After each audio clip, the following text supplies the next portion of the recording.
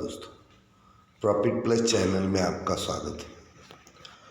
आज हम बात करने वाले लॉयड इंजीनियरिंग वर्क्स लिमिटेड के बारे में। कल के मार्केट के दिन इसमें अपर सर्किट लगा है। इसके बारे में कुछ बात करने से पहले मैं डिस्क्लेमर देना चाहता हूँ, मैं कोई सेबी रजिस्टर्ड एनालिस्ट नहीं हूँ। ये जो भी मैं वीडियो बना रहा हूँ ये एजुकेशनल पर्पज़ है, ये कोई भी बाय या सेल रिकमेंडेशन नहीं है। कल के मार्केट में इसको 5% का अपर सर्किट लगा है।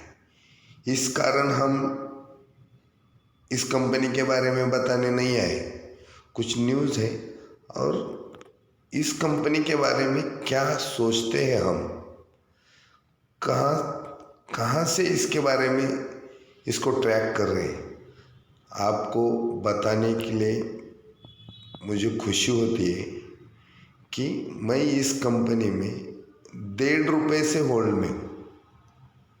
क्या 1.5-2 रुपये का बाइंग है, लेकिन बहुत पेनी शेयर्स था, इसके वजह से बहुत सी कम अमाउंट मैंने इसमें इन्वेस्ट किए और मैंने इन्वेस्ट किए इसलिए इसको आप इन्वेस्ट मत कीजिए, इसको मत खरीदिए, आप स्टडी कीजिए,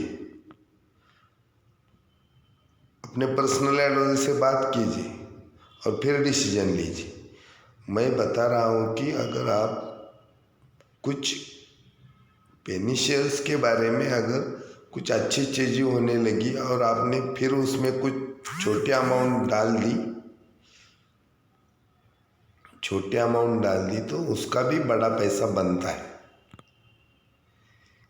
लॉयड्स इंजीनियरिंग वर्क्स के बारे में देखिए, अभी फंडामेंटल बताता हूँ। चलिए, इसका मार्केट कैपिटल देखिए बहुत छोटे 7,190 के करोड़ है, करंट प्राइस 52 है, लेकिन हाई जाके आए 84 और लगभग ₹2 के आसपास हम लोगों ने बाई किया। स्टॉक पे देखिए 52, बुक वैल्यू देखिए 10, डिविडेंड थोड़ा थोड़ा देता है, फेस वैल्यू 1 है। तो ये छोटी कंपनी है, छोटी कंपनी में आप इन्वेस्ट करते समय ध्यान दीजिए।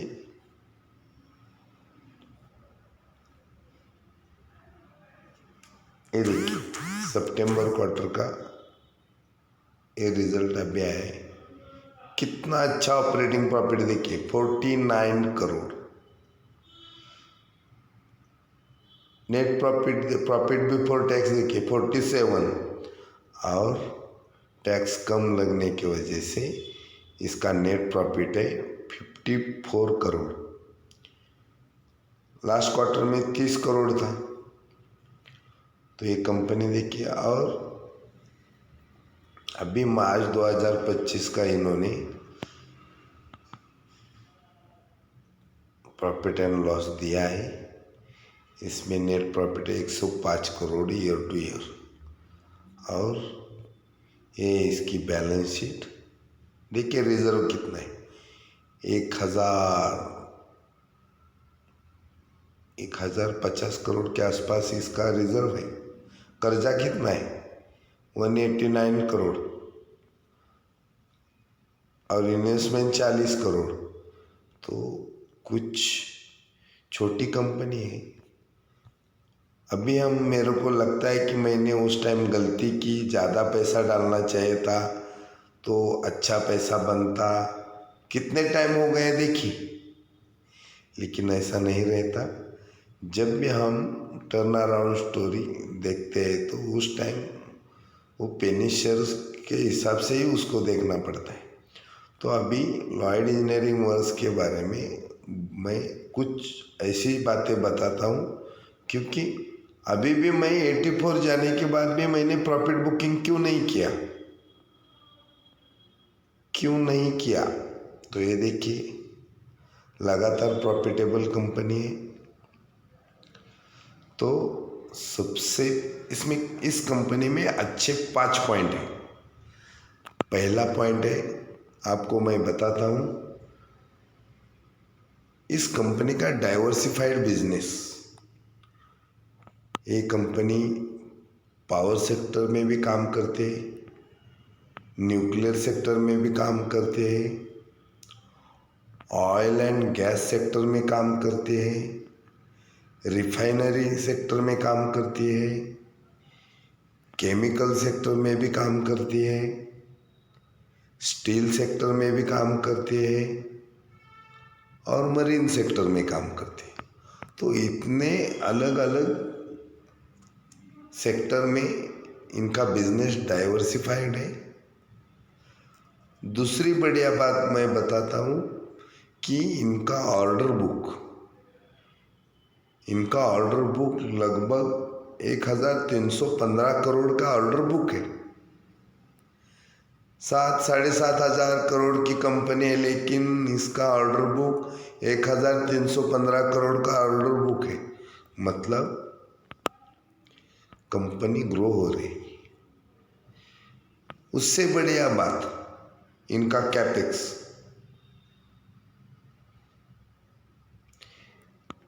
ये कंपनी कैपेक्स कर रही है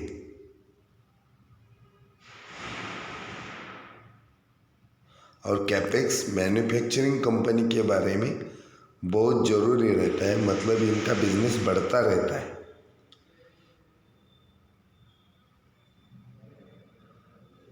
और चौथा प्लस पॉइंट इनका है टेक्नोलॉजी एडवांसमेंट के लिए स्ट्रेटेजिक पार्टनरशिप की है, और वो भी द मटेरियल वर्क्स लिमिटेड के साथ। और पांचवा इनका बेस्ट पॉइंट है, इनके पास बहुत से सारे सर्टिफिकेशंस है और अप्रूवल्स है। जो भी ये सर्टिफिकेशन और अप्रूवल्स लगते हैं तो उसके हिसाब से इस कंपनी के प्रोडक्ट की क्रेडिबिलिटी रहती है। ISO 2001 का है, 9 का है, 2015 का है, और सबसे बढ़िया इंटरनेशनल लेवल में ASEMU इंटरनेशनल स्टैंडर्ड प्रोडक्शन, इसका भी सर्टिफिकेशन इनके पास है। और लगभग 2 रुपये से आज तक इनके रास्ते में इन्होंने कर्जा कम किया, प्रॉफिटेबिलिटी बढ़ाई, लेकिन 2 वीक पॉइंट थे इस कंपनी की, वो भी मैं आपको बताता हूँ। तो पहला इनका वीक पॉइंट था इंटरनेशनल प्रेजेंस नहीं था। मतलब इंडिया से बाहर एक काम नहीं करती थी। इनका कोई ऑर्डर बुक इंटरनेशनल लेवल पे नहीं था। लेकिन ये जो वीक पॉइंट है, ये कल इन्होंने इसको ख़त्म कर दिया। कल का अपर सर्किट क्यों लगा था मालूम है क्या आपको? बताता हूँ मैं। इन्होंने इटली के साथ एग्रीमेंट किया है कुछ रडार सेक्टर के बारे में। इन्होंने एग्रीमेंट किया है, मतलब ये अभी इनका प्रेजेंस इंटरनेशनल लेवल में भी जा रहा है।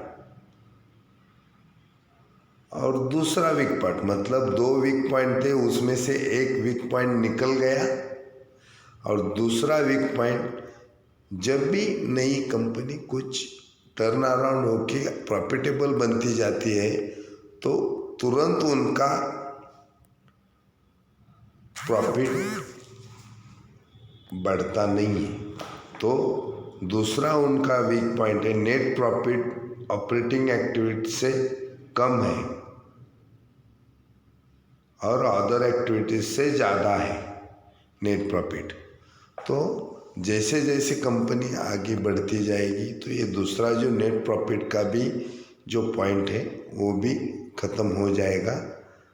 तो अभी आपके ये सब इन्फॉर्मेशन बताने के बाद आपको ध्यान में आया होगा कि मैंने क्यों इसको होल्ड किया है। और लगभग 2 रुपये से मैं होल्ड कर रहा हूँ, 84 रुपीज़ गया, फिर भी मैंने बेचा नहीं। मैंने पेशेंस रखा है। और क्यों रखा है? क्योंकि ये कंपनी धीरे धीरे और भी अच्छा अच्छा करती जा रही है। तो इतना अच्छा कंपनी करते जा रहे हैं तो मैं मेरे शेयर्स बेच के पैसा लेके क्या करूं? क्यों ना ये कंपनी 500 तक जाने की राह न देखूं? जब भी इसका क्वार्टरली ईयरली रिजल्ट, इनका बिजनेस ऑर्डर बुक कम हो जाएगा तब बेचेंगे। अगर ये बिजनेस अच्छा चल रहा है, ये कंपनी अच्छी कर रही है, तो इसको बेचेंगे नहीं, इसको रखेंगे, होल्ड करेंगे। और देखिए, फिर भी मैं आपको बताता हूँ, फिर बोलने का नहीं, पहले नहीं बताया, फिर रोने का नहीं। ये बहुत दिनों से हम लोग इसको ट्रैक कर रहे हैं, लेकिन आपके लिए अभी ये सब इन्फॉर्मेशन डिटेल दे रहा हूँ। लेकिन ये बाय या सेल रिकमेंडेशन नहीं है। ये वीडियो सिर्फ एजुकेशनल पर्पज़ है और अपने पर्सनल एडवाइजर से बात करके आप फिर डिसीजन लीजिए। अगर ये इन्फॉर्मेशन आपको अच्छी लगे तो लाइक कीजिए और सब्सक्राइब कीजिए।